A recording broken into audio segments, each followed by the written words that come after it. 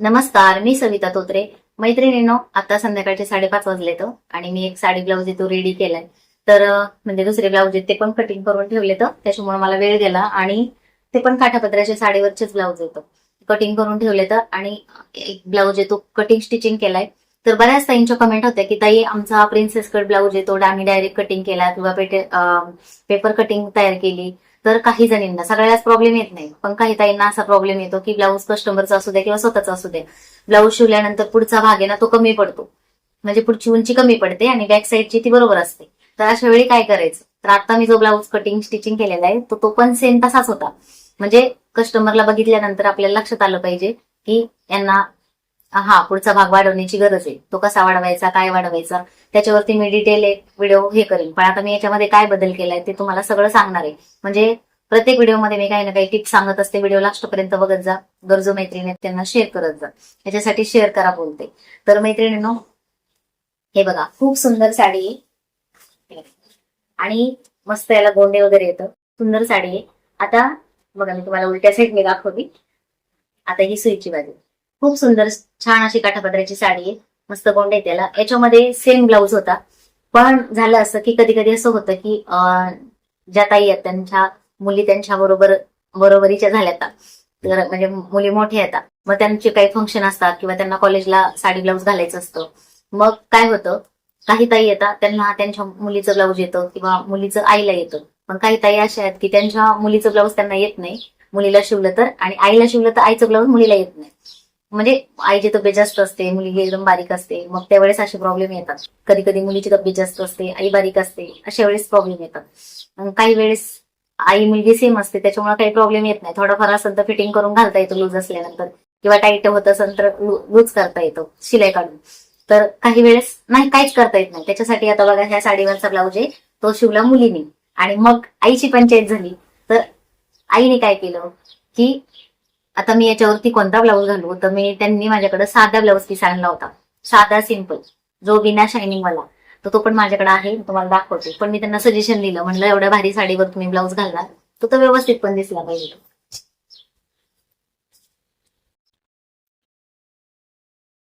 तर हे बघ, हा साधा ब्लाऊज आहे. हा त्यांनी आणला होता. हा कॉटनचा ब्लाऊज आहे. तर हा ह्या साडीवरती मॅचिंग नव्हता होत, म्हणजे कलर मॅचिंग आहे पण तो सूट नव्हता होत. घातल्यानंतर तो बरोबर नसता वाटला. आणि हा कॉटनचा ब्लाऊज म्हणजे अस्तर सारखाच, फक्त क्वालिटी चांगली असते एवढंच. तर मी त्यांना म्हणलं की मग त्या म्हणल्या काय करू, तर त्यांना म्हणलं हे बघा त्याच्यावरती असा शायनिंग वाला मॅचिंग ब्लाऊज पीस आणा. तर त्या म्हणल्या कुठून मिळेल मला. तर मी त्यांना 2 दुकानाचे नावं सांगितले होते, कारण मॅचिंग सेंटरमध्ये जर गेलं असाच शायनिंग वाला ब्लाऊज घ्यायला, हा शायनिंग वाला आहे. आता तुम्हाला याच्यात हा कलर वेगळा वाटत असेल, हा वेगळा वाटत असेल, पण साडी फिरत्या कलर आहे त्याच्यामुळं असं दिसतंय. आणि मी याला अस्तर पण लावले. तर मैत्रिणींनो, मॅचिंग सेंटरमध्ये गेल्यानंतर म्हणजे मला असं वाटतं मनापासून की कोणाच तरी 2 रुपये वाचले पाहिजे. तर मॅचिंग सेंटरमध्ये हा ब्लाऊज पीस आणायला गेलात ना तुम्ही, 80 सेंटीमीटर ब्लाऊज पीस हा 280 रुपयाला 300 रुपयाला मिळतो. आणि हा जर दुसरीकडून घेतला, म्हणजे एखाद्या होलसेलमधून किंवा आपल्यासारख्या, आता आपण कसं घरात टेलर काम करतो म्हणून आपण कमी पैसे घेतो, बाहेर जे दुकानामध्ये ते जास्त पैसे घेतात तसंच. तर त्यांना मी सजेशन दिलं होतं अशा अशा दुकानात जा, मला तिथे मिळेल. तर 2 ठिकाणी गेल्या, एक ठिकाणी नाही मिळालं. 2 दुकानाचे नावं सांगितले होते. एक ठिकाणी नाही मिळालं, पण दुसऱ्या ठिकाणी त्यांना परफेक्ट मॅचिंग मिळालं. खूप खुश झाल्या. कारण बघा, आपण एखाद्याचं समाधान करतो ना, म्हणजे एखादी गोष्ट आपल्याला माहिती असते आणि आपण तिथे दुसऱ्यासोबत शेअर करतो, त्यांचे 2 रुपये वाचतात, तर समोरचा आनंद बघून आपल्याला पण आनंद होतो. तर मैत्रिणींना जाऊ द्या, आता मोठा होतोय व्हिडिओ. तर मला आता मेन काय सांगायचं तुम्हाला, बऱ्याच ताईंच्या कमेंट होत्या की ताई ब्लाऊज घातल्यानंतर पुढची उंची कमी पडते प्रिन्स कट ब्लाऊजला. तर आता तुम्हाला ते सांगते. हे बघा, हा ब्लाऊज आहे, हा प्रिन्सेस कट ब्लाऊज शिवलाय आणि याला अस्तर लावलंय. हा साधा सिंपल ब्लाऊज आहे. तुम्हाला तर माहिती आहे हे सायनिंग वाले ब्लाऊज पीस आहेत हे पातळ असतात. तर मी अस्तर लावले, कारण त्या जॉब करतात. तर त्या म्हणल्या की मला एवढं पातळ नकोय, अस्तर लावा. तर मी मनाने नाही लावलं. नाही तर तुम्ही म्हणता पैशासाठी लावलं का काय असतं, असं नाही. तर मी त्यांना बोललं की ठीक आहे. मग मॅचिंग अस्तर लावले, लेस पण लावली, कारण जी साडीला बॉर्डर आहे त्या बॉर्डर सारखी मी लेस मॅचिंग लावली गळ्याला पण आणि बाहीला पण. तर त्यांना पुढचा गळा पण छोटा पाहिजे होता, मागचा गळा पण छोटा पाहिजे होता. तर हे बघा, हा पुढचा गळा शिवून 6.5 ठेवलाय. बॅक साईडला बघा एकदम छोटा चौकोन घेतलाय, म्हणजे ग्लास गळा, आणि त्याला पण लेस लावली. बॅक साईडला हुक केले, पुढच्या साईडला हुक नाही. आता बघा ब्लाऊज असा धरल्यानंतर तुम्हाला लक्षात येईल की पुढची बाजू, हे बघा असं धरल्यावर तर नाही एवढं लक्षात येत, पण एकदम उंच धरते. आता तुमच्या लक्षात येईल की मागच्या बाजूपेक्षा पुढची बाजू जास्त आहे. तर असं का?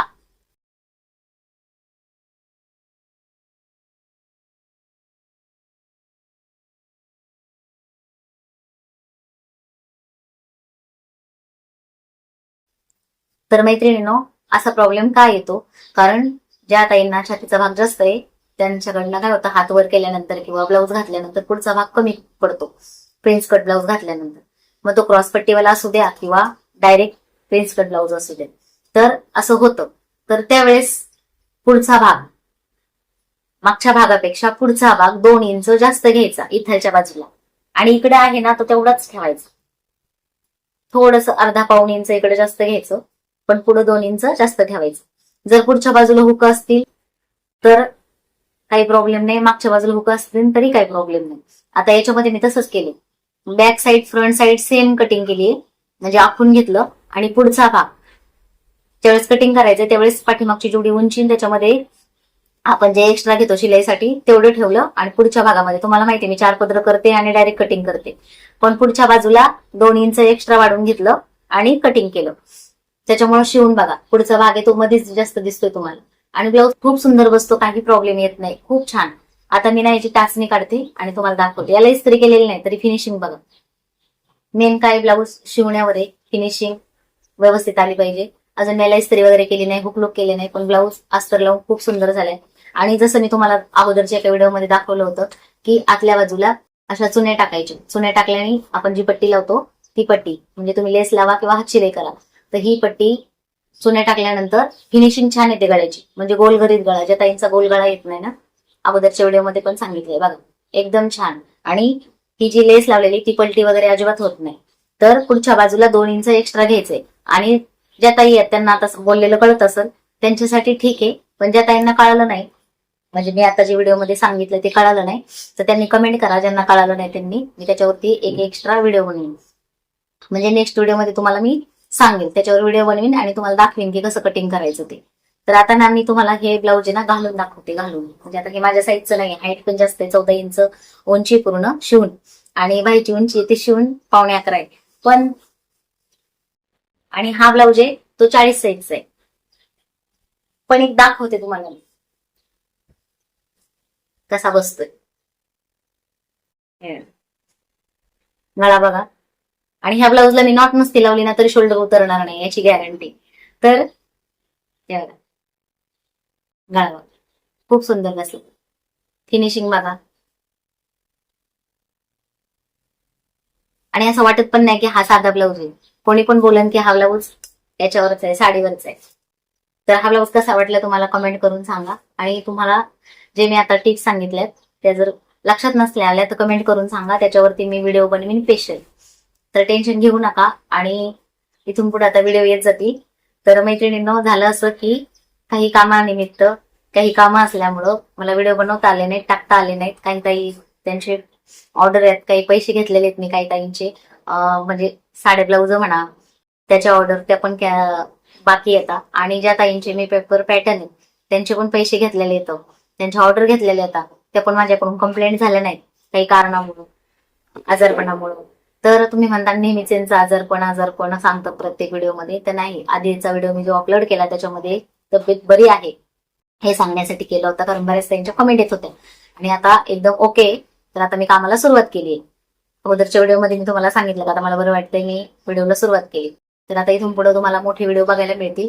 प्रॉब्लेम असा होतो की कटिंग स्टिचिंग करताना मला ते शूट करता येत नाही, पण आता मी पूर्ण प्रयत्न करणार की माझे मी व्हिडिओ शूट करणार आहे.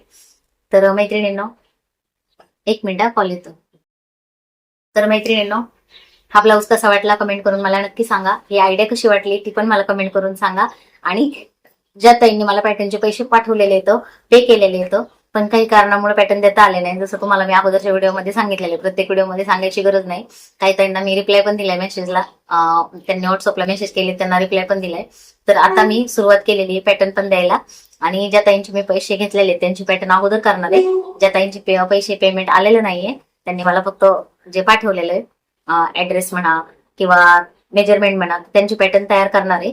टेन्शन घेऊ नका. आणि ऑर्डर दिल्यानंतर, पॅटर्नची ऑर्डर दिल्यानंतर पॅटर्न तयार करायला 8 दिवस लागतात, 8-10 दिवस जातात.